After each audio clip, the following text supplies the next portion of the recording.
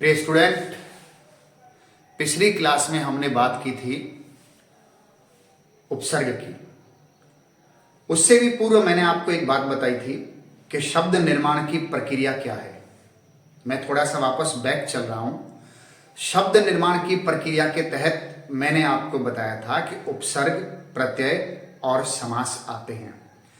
तो शब्द निर्माण की प्रक्रिया के अंतर्गत ही हमने उपसर्ग को पढ़ा था।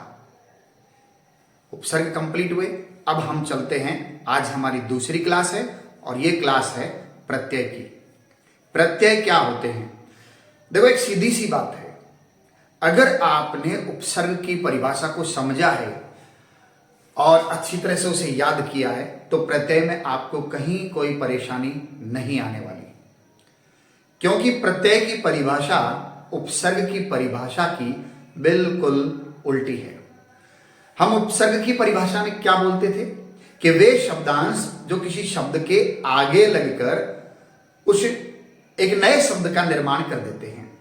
वे शब्दांश जो किसी शब्द के आगे लगकर एक नए शब्द का निर्माण करते हैं उसे उपसर्ग कहते हैं। प्रत्यय इसका बिल्कुल उल्टा है। वे शब्दांश जो किसी शब्द के पीछे लगकर उसके अर्थ में परिवर्तन कर देते हैं। यह तो एक छोटी सी परिभाषा है, इसे जरा याद कीजिएगा कि वे शब्दांश जो किसी शब्द के पीछे लगकर उसके अर्थ में परिवर्तन कर देते हैं उसे हम प्रत्यय कहते हैं। आइए देखते हैं बोर्ड पे अपन। देखिए जरा, भाषा के एक और परिभाषा भी है, ये दूसरी परिभाषा। भाषा के वे लघुत्तम सार्थक खंड जो शब्द के अंत में जुड़कर नए नए शब्दों का निर्माण करते हैं। चीज वही है जो थोड़ी देर पहले बताई थी। आप इसको यूं भी कह सकते हो कि वे शब्दांश, शब्दांश का मतलब शब्दों के अंश, छोटे से टुकड़े जो किसी शब्द के पीछे लगते हैं और उसके अर्थ में परिवर्तन कर देते हैं। या हम यूं भी कह सकते हैं कि वे शब्दांश जो किसी शब्द के अंत में जुड़कर उसके अर्थ में परिवर्तन करते हैं उन्हें हम प्रत्यय कहते हैं। अब प्रत्यय की बात करें तो प्रत्यय दो प्रकार के होते हैं। कितने होते हैं? दो प्रकार के। कौन कौन से होते हैं? एक होता है कृत प्रत्यय, पहला है कृत प्रत्यय और दूसरा है तद्धित प्रत्यय। दूसरा तद्धित प्रत्यय। बात करते हैं कृत प्रत्यय की। डेफिनेशन को ध्यान से याद कर लें। धातु रूप के अंत में लगने वाले प्रत्ययों को कृत प्रत्यय कहा जाता है। इस चीज को मैं बाद में समझाऊंगा आपको। धातु रूप के अंत में लगने वाले शब्द प्रत्ययों को कृत प्रत्यय कहा जाता है। कृत प्रत्यय के योग से बने शब्द को कृदंत कहते हैं। यह भी मैं आपको अभी समझाऊंगा कि कृदंत किसे कहते हैं। फिलहाल आप इतना ध्यान रखें कि धातु रूप के अंत में लगने वाले प्रत्ययों को कृत प्रत्यय कहते हैं। तो हम बात कर रहे हैं कृत प्रत्यय की। क्रिया के धातु रूप के अंत में लगने वाले प्रत्ययों को कृत प्रत्यय कहते हैं। कृत प्रत्ययों के योग से बनने वाले शब्दों को कृदंत कहते हैं। एक चीज आपको समझ नहीं आई होगी बीच में, वो थी धातु रूप क्या है। ये चीज है धातु रूप। धातु रूप किसे कहते हैं? चलिए ये समझते हैं धातु रूप क्या होता है। वे शब्द जो क्रिया के मूल रूप को व्यक्त करे, वे शब्द जो क्रिया के मूल रूप को व्यक्त करे उसे धातु रूप कहते हैं। जरा देखिएगा, क्रिया क्या है और मूल रूप क्या है। मूल रूप है, क्रिया है अपने पास पढ़ना। पढ़ना शब्द किससे बना है? पढ़ से। लिखना, ये लिखना शब्द किससे बना है? लिख से। दौड़ना, ये दौड़ना शब्द बना किससे है? दौड़ से। इसी तरह से मिलान, मिल शब्द से बना है मिलान। भूला, भूल शब्द से बना है भूला। तो देखिए क्रिया क्या है? पढ़ना, लिखना, दौड़ना, मिलान और भूला। अब इसके मूल रूप क्या है? पढ़, लिख, दौड़, मिल और भूल। यानी वो शब्द जो मूल रूप है, आप इसे पकड़ लीजिएगा, वो शब्द जो मूल रूप है उसे धातु रूप कहते हैं। हम आगे की बात करते हैं। अब प्रत्ययों के प्रकार में कृत प्रत्यय कर रहे थे। कृत प्रत्यय के अंतर्गत मैंने आपको धातु रूप के बारे में बताया। अब अपन कृत प्रत्यय की बात करते हैं।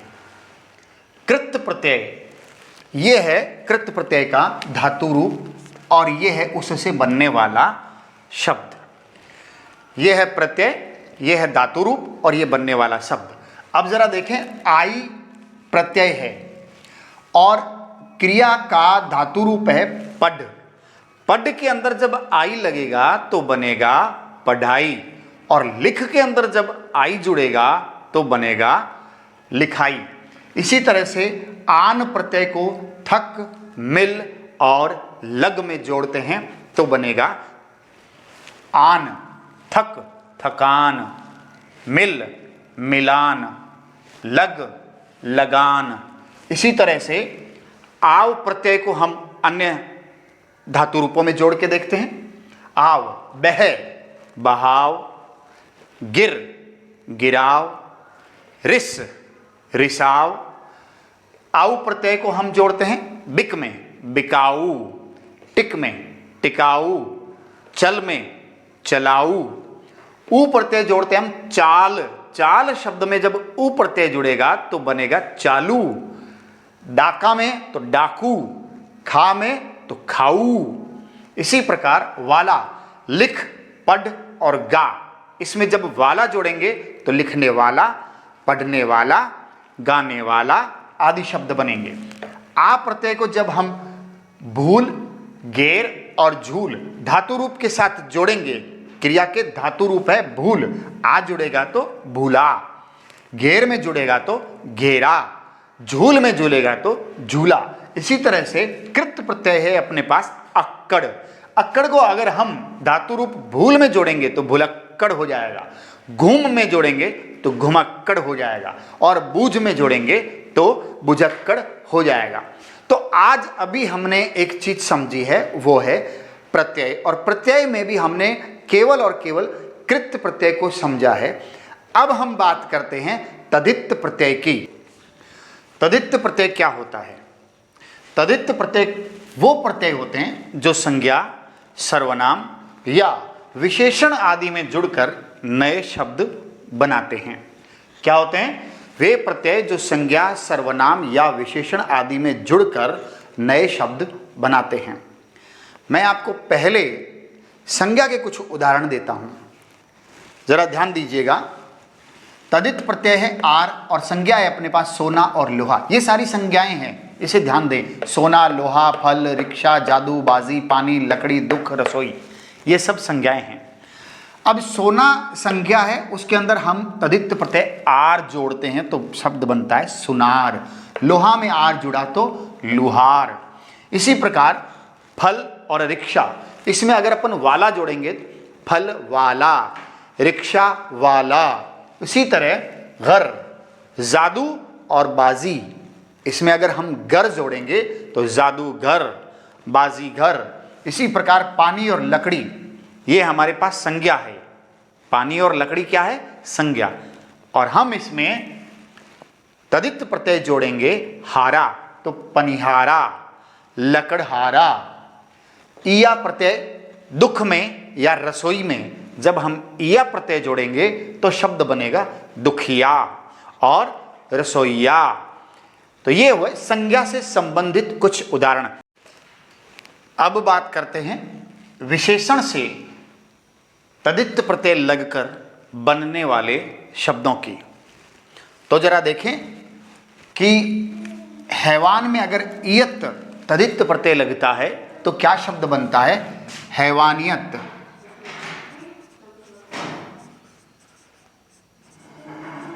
और इंसान में लगता है तो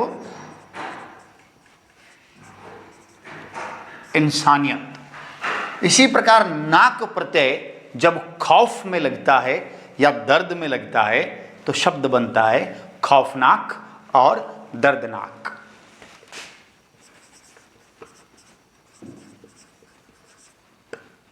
खौफनाक,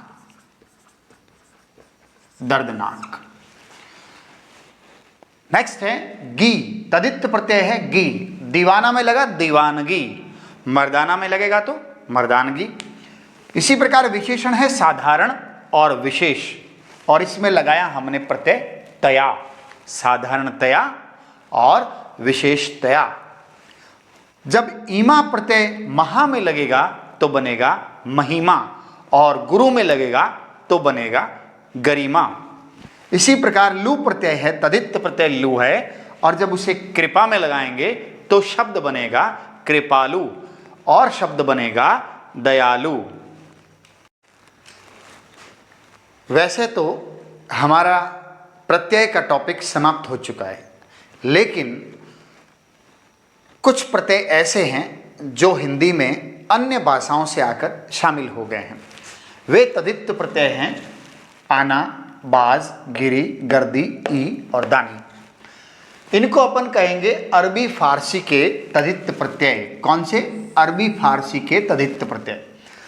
जैसे हम आना शब्द साल के अंदर आना जोड़ेंगे तो शब्द बन जाएगा सालाना, सालाना।